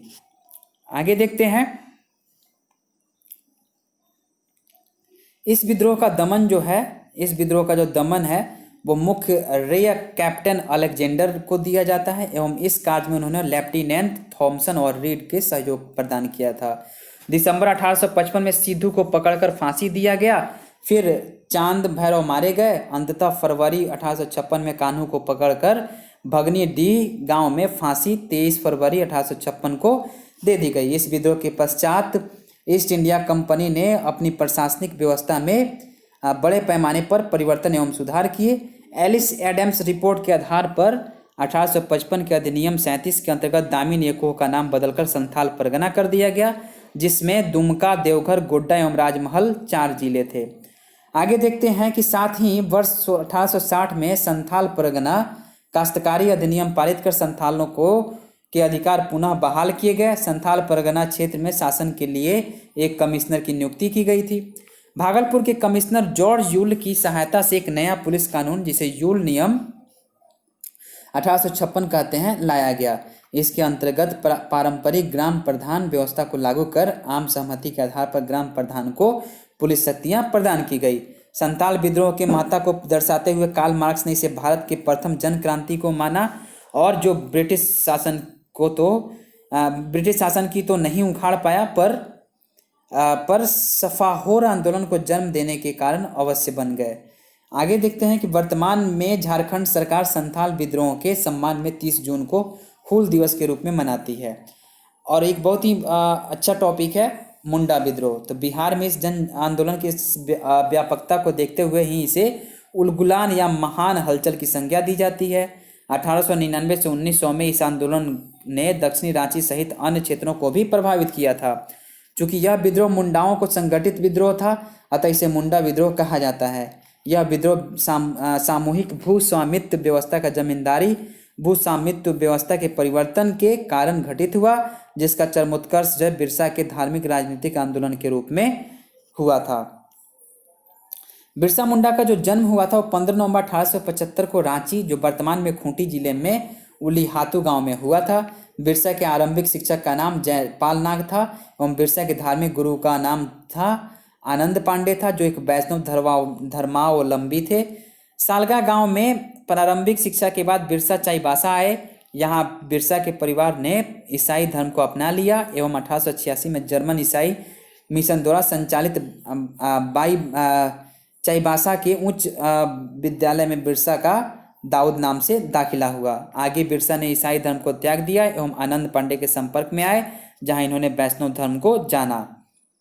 नेक्स्ट देखते हैं कि बिरसा को क्या किया गया कि फिर बिरसा मुंडा ने वैष्णव और ईसाई धर्म के दर्शनों का मिला जुला एक धर्म चलाया, जिसे लोगों ने बिरसा धर्म कहा एवं इसके अनुयायी बिरसाइत कहलाए। उन्होंने लोगों को साफ सुथरा रहने, नशाबंदी, सामाजिक कुरीतियों एवं अंधविश्वासों को त्यागने और सबसे बढ़कर एक ईश्वरवाद की ओर उन्मुख होने के लिए प्रेरित किया। बिरसा ने केवल सिंगा बोंगा की पूजा करने पर बल दिया था। नेक्स्ट देखते हैं कि 1 अक्टूबर 1894 को नौजवान नेता के रूप में सभी मुंडाओं को एकत्र कर बिरसा ने अंग्रेजों से लगान माफी के लिए आंदोलन किया। 1895 में बिरसा को राजद्रोह के आरोप में गिरफ्तार कर लिया और हजारीबाग केंद्रीय जो कारागार में जुर्माना एवं 2 साल के कारावास की सजा दी गई। परंतु 2 वर्ष के बाद 30 नवंबर 1897 के दिन बिरसा को रांची जेल से छोड़ दिया गया। रिहा होने के बाद बिरसा ने अपनी गतिविधियों को तेज कर दी एवं मुंडाओं को हथियारबंद करना प्रारंभ कर दिया। 24 दिसंबर 1899 को उलगुलान की आग सिंहभूम के चक्रधरपुर और रांची के खूंटी, करी और तोरपा, तमाड़, बसिया क्षेत्रों में भड़क उठी। विद्रोहियों ने ईसाइयों की भीड़ और गिरजाघरों पर हमला कर दिया। प्रारंभ में निशान पर सभी ईसाई धर्मावलंबी थे, परंतु बाद में निर्दोषों की हत्या करने से बचने के उद्देश्य से केवल अंग्रेज अफसरों के खिलाफ कार्रवाई की गई। आगे है, सरकार ने इस विद्रोह का कड़ाई से दमन किया। 9 जनवरी 1900 को डोम्बारी से कुछ दूर सईल रैकब पहाड़ी पर विद्रोहियों एवं अंग्रेजों में लड़ाई हुई, जिसमें कमिश्नर फारबेस एवं डिप्टी कमिश्नर स्ट्रीट फील्ड के हाथों विद्रोहियों की पराजय हुई। 3 फरवरी 1900 को 500 रुपये के सरकारी इनाम के लालच में जीराकेल गांव के 7 लोगों ने बिरसा मुंडा के गुप्त स्थान के बारे में बता दिया, अंग्रेजों को जानकारी दे दिया और बिरसा को चक्रधरपुर सिंहभूम से पकड़ लिया गया। 1 जून 1900 को डिप्टी कमिश्नर ने ऐलान किया कि बिरसा को हैजा हो गया और 9 जून को 1900 को निराशा। तत्कालिक कारण 1894 का छोटा नागपुर का वन सुरक्षा अधिनियम जो था वही विद्रोह का कारण था। विद्रोह के मुख्य उद्देश्य क्या थे? तो स्वतंत्र मुंडा राज की स्थापना करना, दीकुओं को अपने भूमि वापस प्राप्त कर उन्हें अपने क्षेत्र से निकालना, ईसाई धर्म का ये विरोध करना। बिरसा के महत्वपूर्ण परिणाम क्या हुए विद्रोह के? बिरसा ने विद्रोह के महत्वपूर्ण परिणाम जो हुए, 1902 में गुमला एवं 1903 में खूंटी को अनुमंडल के रूप में स्थापित किया जाना, 1908 के छोटा नागपुर काश्तकारी अधिनियम जो है पारित कर खूंटकट्टी अधिकारों को पुनर्स्थापित करना, बंधुआ मजदूरी पर प्रतिबंध एवं भू राजस्व की दरें निर्धारित करना था। ताना भगत आंदोलन अप्रैल 1914 के बारे में देखेंगे। टाना का अर्थ है टानना या खींचना। ये भगत अपनी खराब स्थितियों को खींचकर दूर फेंकना एवं उन्नत स्थिति को प्राप्त करना चाहते थे, इसलिए इन्हें टाना भगत एवं इनके आंदोलन को टाना भगत आंदोलन कहा गया है। यह आंदोलन अपने शुरुआती चरण में कुरुख धर्म यानी कुरुख या उरांव का मूल धर्म के नाम से जाना गया। अप्रैल 1914 में उसने उरांव में धार्मिक सुधार संबंधी कार्यों पर जोर दिया। उसने केवल धर्मेश यानी उरांव के देवता की आराधना पर बल दिया, पशु बलि, मांस, मदिरा एवं कुरीतियों के त्याग पर बल दिया। वस्तुतः जतरा भगत के नेतृत्व में ऐलान हुआ कि मालगुजारी नहीं देंगे, बेगारी नहीं करेंगे और कर नहीं देंगे। उन्होंने दीकुओं के यहाँ मजदूरी न करने का अभियान चलाया, जिसे 1916 में उसे जेल में कैद कर लिया गया। प्रायः आदिवासियों द्वारा जतरा भगत को बिरसा मुंडा का ही एक रूप माना जाता है एवं उसे जर्मन कैसर बाबा भी कहा जाता है। आगे टाना भगत आंदोलन को देवमानिया भगत, शिबू भगत, बलराम भगत और भीखू भगत ने नेतृत्व प्रदान किया। उन्होंने उस पलामू के राजा के समक्ष 4 सूत्री मांग प्रस्तुत की। उसे स्वशासन प्रदान किया जाए, राजपद समाप्त किया जाए, समानता स्थापित की जाए और भू राजस्व समाप्त किया जाए। पलामू के राजा ने उपयुक्त मांगों को ठुकरा दिया, लेकिन फिर भी ये मांगे जनजातीय आंदोलन में आए बदलाव को दर्शाता है। दिसंबर 1919 को तुरिया भगत एवं जीतू भगत ने चौकीदारी टैक्स, जमींदारों को मालगुजारी नहीं देने का आंदोलन चलाया, परंतु समय बीतने के साथ टाना भगत आंदोलन छीन पड़ने लगा तथा इसे धार्मिक आंदोलन को राजनीतिक रंग में रंगने की आवश्यकता महसूस की जाने लगी। इसी समय टाना भक्तों ने गांधी जी के बारे में सुना तथा वे यह समझने लगे कि गांधी जी के रूप में जतरा भगत का पुनर्जन्म हुआ है। नेक्स्ट देखेंगे कि नेक्स्ट पॉइंट जो है वो, जब गांधी जी ने असहयोग आंदोलन आरंभ किया तो सिद्धू भगत के नेतृत्व में टाना भक्तों ने भी पहली बार भारतीय स्वतंत्रता आंदोलन में सम्मिलित हो गए। टाना भक्तों ने शराब दुकानों पर धरना, सत्याग्रह प्रदर्शनों में भाग लेकर स्वतंत्रता आंदोलन में सक्रियता से सम्मिलित हुए। उन्होंने गांधी जी से प्रभावित होकर चरखा खादी वस्त्र को भी अपनाया। कांग्रेस के इतिहास में भी दर्ज है कि वर्ष 1922 में कांग्रेस के गया सम्मेलन व वर्ष 1923 के नागपुर सत्याग्रह में बड़ी संख्या में टाना भगत शामिल हुए थे। वर्ष 1940 में रामगढ़ के कांग्रेस अधिवेशन में टाना भक्तों ने महात्मा गांधी को 400 रुपये की भेंट की थी। नेक्स्ट देखते हैं कि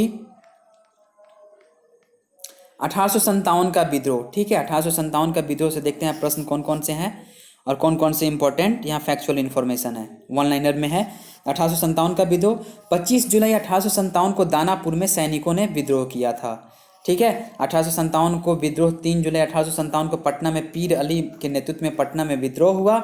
आरा से जगदीशपुर, भोजपुर जिला के जमींदार बाबू कुंवर सिंह ने विद्रोही सैनिकों का नेतृत्व किया। 80 वर्षीय कुंवर सिंह ने पूर्वी उत्तर प्रदेश तक के क्षेत्र पर अंग्रेजी राज्य समाप्त कर दिया था। युद्ध में घायल कुंवर सिंह की मृत्यु 26 अप्रैल 1858 को हुई थी। इसके बाद उनके भाई अमर सिंह ने विद्रोहियों का नेतृत्व किया था। चंपारण सत्याग्रह की बात करें हम तो नील की खेती करवाने वाले अंग्रेज और स्थानीय किसानों के मध्य एक समझौता होता था, जिसमें किसानों को अपनी भूमि के 3/20वें भाग पे यानी कि 20 कट्ठा में 3 कट्ठा पर नील की खेती करनी होती थी। इसे 3 कट्ठिया पद्धति कहते हैं। कृत्रिम रंगों के विकास के बाद नील का व्यापार लाभदायी नहीं रहा। इस कारण अंग्रेज किसानों की भूमि छोड़ने लगे और बदले में मुआवजे की मांग करने लगे, जिसे देने में किसान असमर्थ थे। मुरली भितिहरवा, भरहरवा यहाँ पे लिखा हुआ है लेकिन मुरली भितिहरवा नाम है। भितिहरवा गांधी आश्रम भी है, ठीक है, जो चंपारण में है। गांव के निवासी राजकुमार शुक्ल जो थे, किसानों की समस्या लेकर कांग्रेस के लखनऊ अधिवेशन 1916 में गांधी जी से मिले। इसके बाद वे कलकत्ता में भी गांधी जी से मिले। 10 अप्रैल 1917 को गांधी जी पटना पहुंचे। वहां से वे चंपारण आए और यहाँ मजिस्ट्रेट ने उन्हें वापस जाने को कहा, जिसे गांधी जी ने इनकार कर दिया। गांधी जी ने लगभग 8000 किसानों से वार्ता की। पटना में गांधी जी मजहरुल हक से मिले। इसके बाद बगान मालिक संघ के सचिव जेम्स विल्सन से मिले थे। 15 अप्रैल को गांधी जी मोतिहारी पहुंचे और 22 अप्रैल को गांधी जी बेतिया पहुंचे। यहाँ हजारीमल धर्मशाला में रुके थे। गांधी जी के साथ राजकुमार शुक्ल, ब्रजकिशोर प्रसाद, रामनवमी प्रसाद, राजेंद्र प्रसाद, जेबी कृपलानी और प्रभुदास आदि थे। 13 जून 1917 को गांधी जी का आश्रम बेतिया से मोतिहारी में कर दिया गया।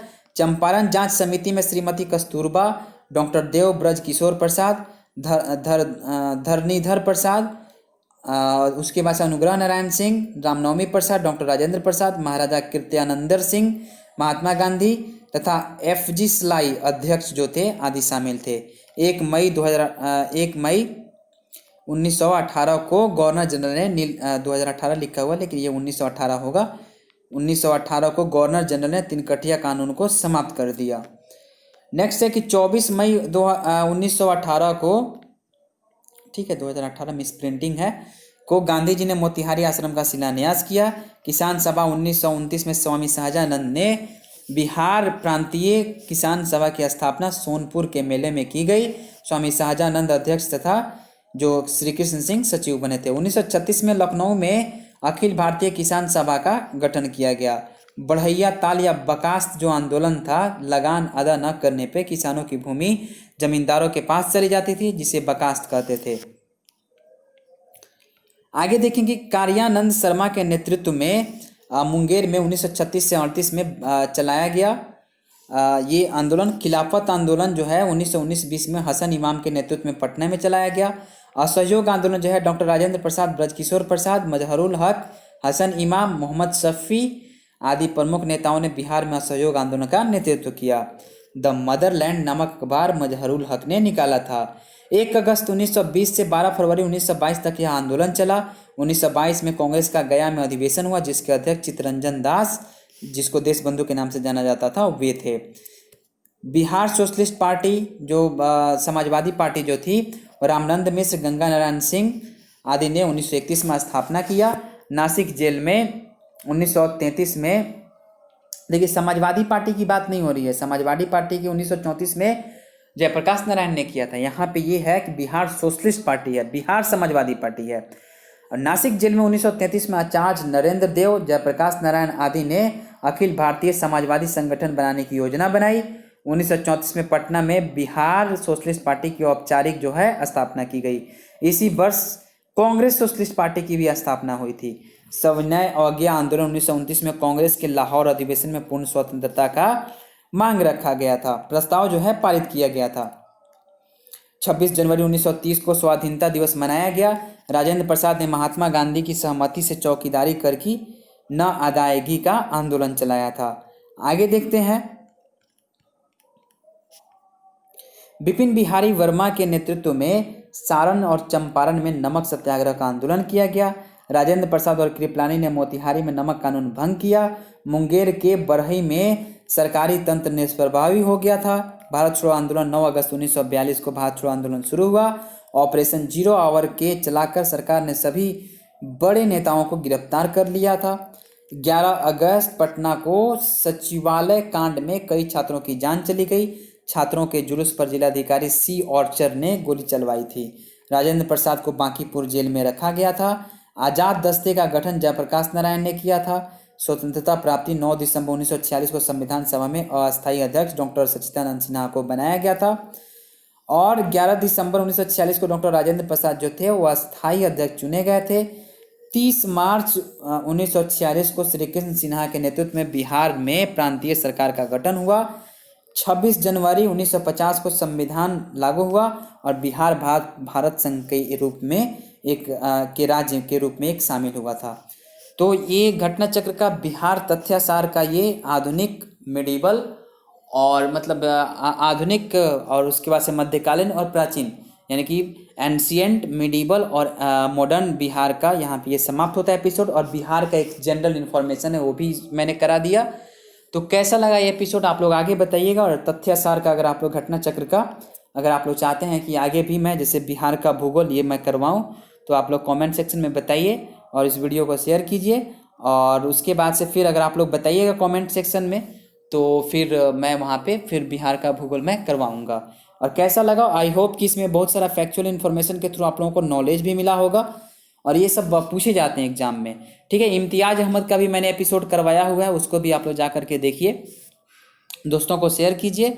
और बीपीएससी से संबंधित और भी सारे सब्जेक्ट्स का मैंने ऑलरेडी करा रखा है प्लेलिस्ट में, आपको वहाँ पे उस मतलब वहाँ से प्लेलिस्ट से आप लोग देख सकते हैं। टेलीग्राम को ज्वाइन कर लीजिएगा और टेलीग्राम पे भी लिंक मिल जाएंगे और टेलीग्राम पे भी नोटिफिकेशन मिल जाएंगे। इस चैनल पे अगर आप लोग नए हैं तो चैनल को सब्सक्राइब कर लीजिए, बेल आइकन को प्रेस कर दीजिए। और अच्छा लगा हो अगर मैं मतलब इतना मेहनत कर रहा हूँ, अगर ये वीडियो अगर आप लोगों को अच्छा लगा हो तो लाइक करके जाइएगा और अपनी सुझाव कमेंट बॉक्स में बताइए। और कमेंट बॉक्स में ये भी बताइए कि ये तथ्यासार का क्या नेक्स्ट एपिसोड हमको बिहार का भूगोल बनाना चाहिए या यहीं पे इसको स्टॉप करना चाहिए। ठीक है, कमेंट सेक्शन में बताइए। मिलते हैं फिर नेक्स्ट वीडियो के साथ, आपके साथ फिर मिलेंगे हम। और थैंक यू, जीएसआईक्यू एजुकेशन के साथ आप लोग जुड़े हुए हैं और इतना सारा प्यार दे रहे हैं इस चैनल को। ठीक है, दोस्तों को शेयर करना मत भूलिएगा, सपोर्ट कीजिए इस चैनल को, आपकी सपोर्ट की ज़रूरत है। फिर मैं आप लोगों के लिए बीपीएससी के एग्जाम से पहले तक बहुत सारे स्टडी मटेरियल को मैं अवेलेबल करवाऊँगा जो आपके लिए ईजी हो, आपके लिए आसान हो और आप लोग प्री को पास कर जाएं। फिर मेंस का भी यहाँ पे मैंने करा रखा है, उसको भी आप लोग देख सकते हैं। और मेंस का भी यहाँ पे मैं कोशिश करूँगा कि आगे मेंस को भी मैं पढ़ाऊँ यहाँ पे। ठीक है, तो चलिए मिलते हैं नेक्स्ट वीडियो में, तब तक के लिए आप सब किसी को बहुत बहुत धन्यवाद जीएसआईक्यू एजुकेशन के साथ जुड़े रहने के लिए।